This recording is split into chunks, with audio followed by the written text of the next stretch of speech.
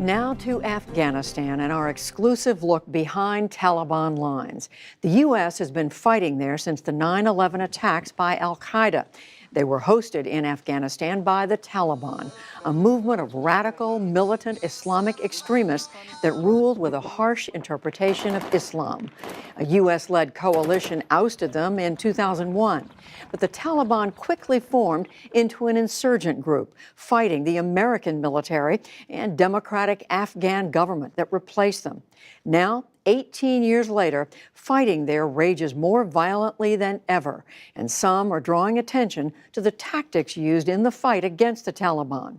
Our special correspondent Jane Ferguson recently met members of the Taliban in Wardak province near the capital, Kabul, to report with their constant presence on the shadow war that rages largely out of view. These are the faces of America's most persistent enemy. U.S. soldiers have been battling the Taliban for nearly 2 decades in the nation's longest war. Leading up to 9/11, the Taliban ruled over most of Afghanistan, giving refuge to al-Qaeda and its training camps. American troops were sent to destroy the Taliban. Yet, 18 years later, their fighters roam freely across more of this country than at any point since 2001. And these commanders say they are close to victory. I'm fully confident that America is being defeated and will be defeated, and they will be humiliated when they leave. They talk with us face to face out in the open, even as nearby we hear the sound of their fighters clashing with Afghan government forces. After months of serious negotiations, Taliban leaders and the Trump White House came close to doing a deal in September that would have seen some of the 13,000 American soldiers withdraw from Afghanistan in exchange for peace talks between the Taliban and the U.S.-backed Afghan government. It fell through at the last minute, and the group continues to fight Afghan forces and their American advisors every day. But they know President Trump still wants out of this war. Yes, we have won. They are definitely leaving, whether by force or through negotiations. Our journey to meet with the Taliban began at sunrise, traveling far outside the capital, Kabul, to Wardak province. It's so dangerous for Westerners in these regions now. The only way I can travel safely is by disguising myself as an Afghan woman, in a full burqa to cover my face and completely shroud my body. These roads show the scars of conflict, smashed by explosions. Each crater marks the spot of an IED. Government forces are hunkered down in small outposts on one side of the road. On the other, the Taliban occupy everything. So our escorts came and met us, and they're in a motorcycle, leading our car way off the main road and into this mountainous area here. This is one of the most violent parts of the country. Just as we've arrived here where we're going to be interviewing the Taliban commander, ironically, we're very close to government positions, and gun battles can be heard in the distance. Despite the Taliban's confidence, this war is far from over. In fact, it is more brutal than ever. We came to find out what's happening to the people here. Village elders greeted us. Their communities are trapped between government forces and the Taliban, and they pay a heavy price for it. Airstrikes in Afghanistan, largely by the U.S. military, are the most intense since nearly a decade ago, when 100,000 American troops were in the country as part of a surge ordered by President Obama. These Afghans are suffering under the results. We visited several villages, all of them partially destroyed by the war from above. But it's not the planes that people here fear the most. Afghan special forces came in the night. They blew off the door and said we were Taliban and they would kill us. This is an increasingly covert war, mostly fought by Afghan and American special forces against the Taliban, with little access for the outside world to see what's going on. Few have had a chance to tell their story. They said I was a liar, and I said, no, I'm telling you the truth. Then they beat me. It was a terrible moment. They blindfolded me and put me on the ground over there. They set fire to my car and motorcycle, like this one here, see? This is not a Taliban bike. There was another guy with them, and he was asking me questions in English. Then they threw me in this room and left. He was lucky. Some of these night raids are conducted by Afghan special forces connected to the country's intelligence agency, backed by the CIA. Human Rights Watch says these forces, in their hunt for the Taliban, are unlawfully executing people. In many cases, innocent civilians are also killed because of mistaken identity, poor intelligence, or even political rivalries in the community.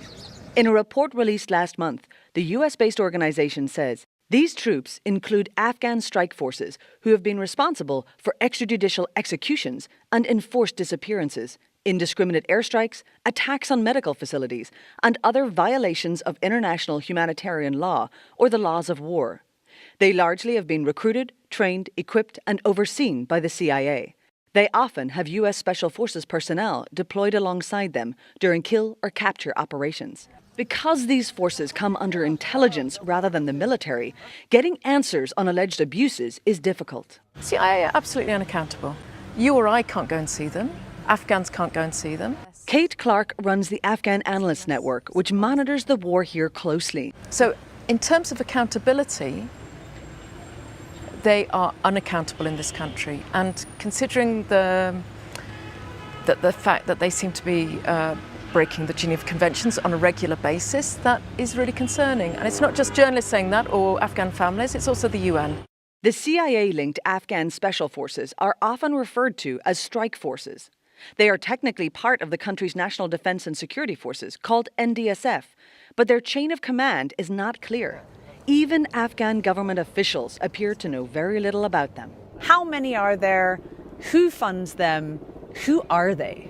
Well, those small number issues, not policy level issues, I don't have the information, but in general we talk about them. Can you tell us anything about them? Well, for the moment I don't have any information. I don't know about that particular one, but I assure you that any force that operates in Afghanistan operates under the Afghanistan's laws. So who do they answer to?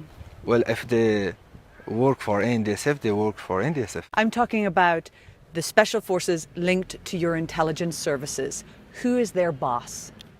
Well, I have to ask. These strike forces have been increasing their night raids and airstrikes since 2017.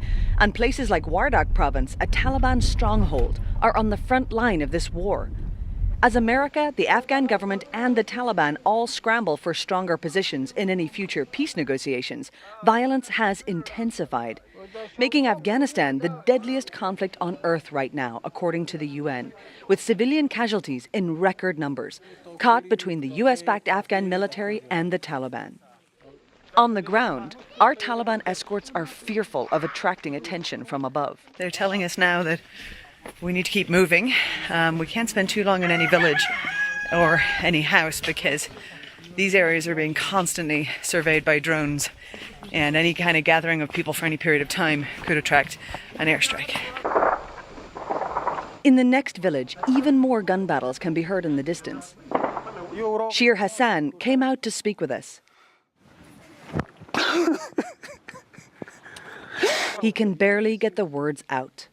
Last winter, he tells us, an Afghan Special Forces team arrived here and came to his house. I told them, we are not Taliban. Don't do this to us. Hassan says the soldiers took his two nephews away, one of them a teenage boy. After some minutes, I heard the sound of bullets fired. Their father here asked, "Why did you kill my children?" One of them was so small.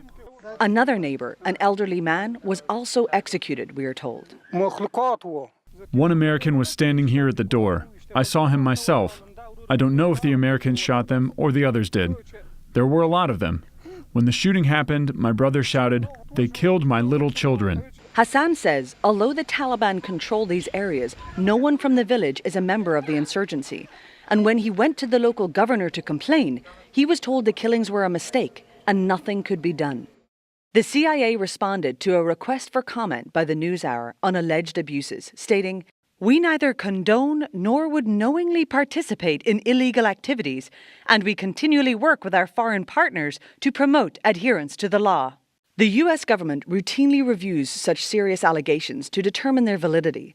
Although Human Rights Watch did not provide the CIA time to study the particular allegations in this report, without confirming or denying any particular role in Government of Afghanistan counterterrorism operations, we can say with some confidence that many, if not all, of the claims leveled against Afghan forces are likely false or exaggerated.